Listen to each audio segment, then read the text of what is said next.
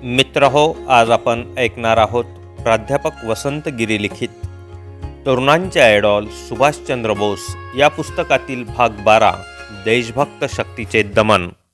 क्रांतिकारकांच्या गुप्त संघटना बॉम्ब तयार करण्यास सक्रिय झाल्या होत्या, कारण सशस्त्र इंग्रजांना धडा शिकविण्यासाठी बॉम्बविद्या हस्तगत केल्याशिवाय गत्यंतर नाही हे क्रांतिकारकांना पुरते कळून चुकले होते. त्यामुळं गोऱ्या अधिकाऱ्यांची झोप उडाली होती. काहीही करून ही सशस्त्र क्रांती मोडून काढलीच पाहिजे या एकाच विचारानं ते बेचैन होते. अत्यंत सावध पवित्रा घेऊन दडपशाहीने दहशत निर्माण करण्याचे त्यांनी ठरविले.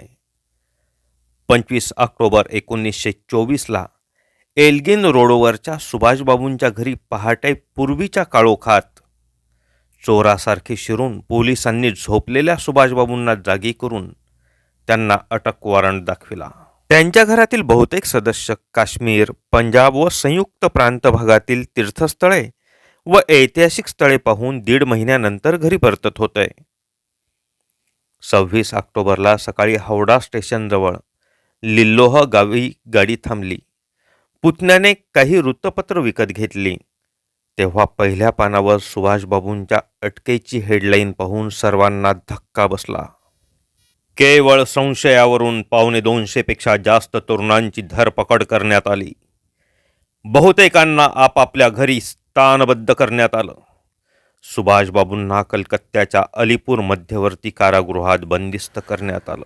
सरकारची भाटगिरी करणारे वृत्तपत्र कॅथलिक हेराल्ड, इंग्लिशमन आणि स्टेट्समन या वृत्तपत्रांनी बंगाली क्रांतिकारकांच्या कटाचे खरे सूत्रधार सुभाषचंद्रच आहेत असा सरळ आरोप केल्यामुळे अटकेत असतानाच त्यांनी सिंहगर्जना केली.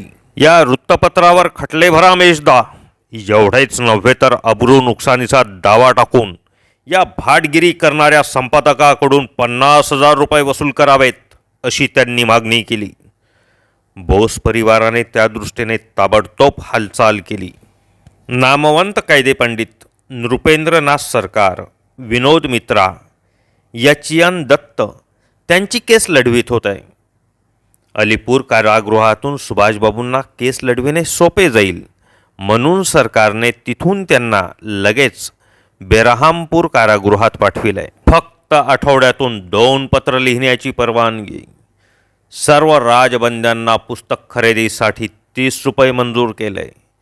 त्यात किती पुस्तकं येणार आणि ती किती जणांच्या वाट्याला येणार, सुभाषबाबू याची चिंता करू लागले. त्यांनी शरदबाबूंना 16 डिसेंबर 1924ला पत्र लिहिले. मेजदा, दिलीप रॉय आणि क्षितिज चटर्जी हे वेगवेगळ्या लेखकाकडून राजबंद्यांसाठी पुस्तके गोळा करून पाठवू शकतील. कृपया त्यांच्याशी संपर्क करा व पुस्तके पाठवा. मी इथे आनंदात आहे. कवी म्हणतो ते अगदी सत्य आहे. वाढू दे कारागृहाच्या भिंतीची उंची किती, मनमना नाही क्षिती. सुभाषबाबू कारागृहात असताना आपली वाचनाची भूक पूर्ण झाली पाहिजे. त्याबरोबरच आपल्या सहकारी राजबंद्यांनी सुद्धा वाचन केले पाहिजे यासाठी किती जागरूक होत आहे.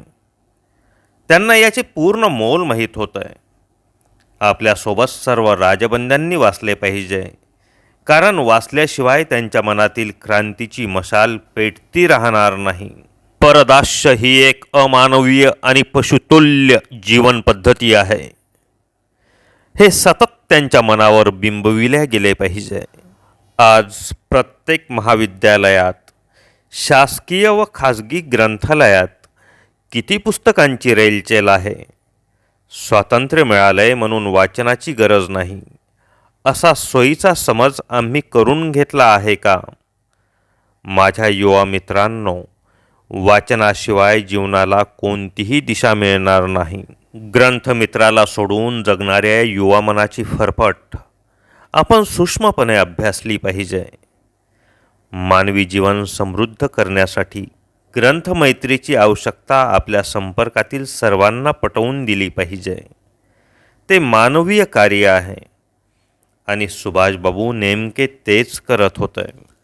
गव्हर्नर लॉर्ड लिटनने 1818च्या अधिनियमाऐवजी सरकारला विशेष अधिकार देणारा वटहुकूम काढण्याचं ठरविलं.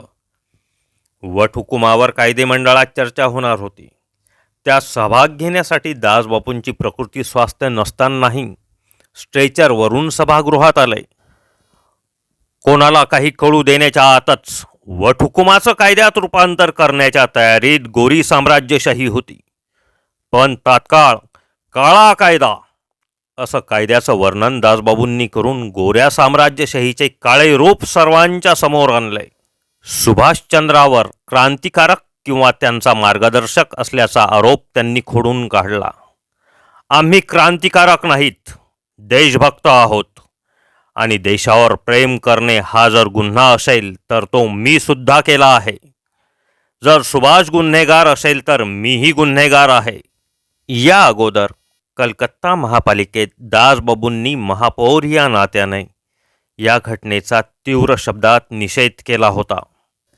दासबाबूंच्या निषेधाचा सरकारवर कोणताही परिणाम झाला नाही. गेंड्याच्या कातडीला माणसाच्या संवेदना कशा कळणार? लॉर्ड लिटनने विधेयकाचं आपल्या भाषणात समर्थन केलं. नगेंद्रनाथ सेनगुप्ता नावाचा सुभाषबाबूंचा प्रेसिडेन्सी कॉलेजमधील एक सहाध्यायी सरकारी नोकरी मिळण्या अगोदर त्याने लॉर्ड लिटनला एक कबुली जबाब लिहून दिला होता. त्याचा वापर करून लिटनने सुभाषबाबू, सत्येन मित्रा, अनिल बरन रॉय यांना अटक केली. विशेष अधिकार वापरून वटहुकुमाचे कायद्यात रूपांतर केले.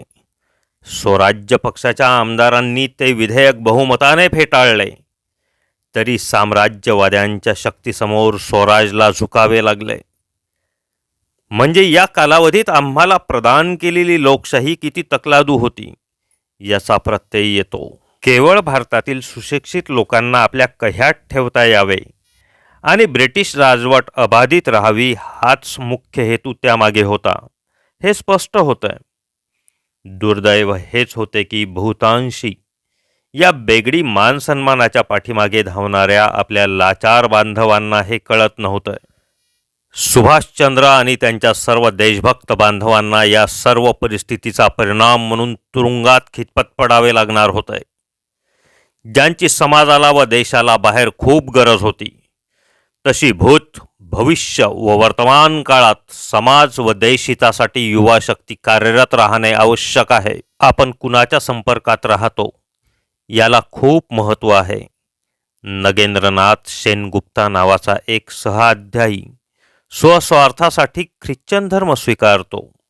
सरकारी नोकरी मिळवण्यापूर्वी गव्हर्नर लॉर्ड लिंटनला कबुली जबाब लिहून देतो आणि सुतावरून स्वर्ग गाठून लिंटन 1818च्या अधिनियमाऐवजी सरकारला विशेष अधिकार देणारा वटहुकूम काढतो.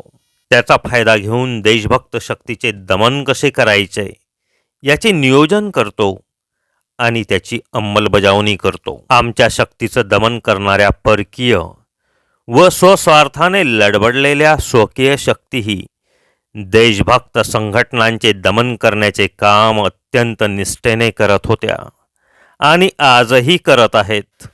देशहित साध्य करणारे संघटन मुक्तपणे कार्य करू शकेल तो भारतीय लोकशाहीसाठी सुवर्णकाळ असेल. धन्यवाद. शेवटी एक नम्र निवेदन, व्हिडिओ आवडल्यास व्हिडिओला लाईक आणि अद्यापपर्यंत चॅनलला सबस्क्राईब केले नसेल तर कृपया चॅनलला सबस्क्राईब कराल ही आग्रहाची नम्र विनंती. धन्यवाद.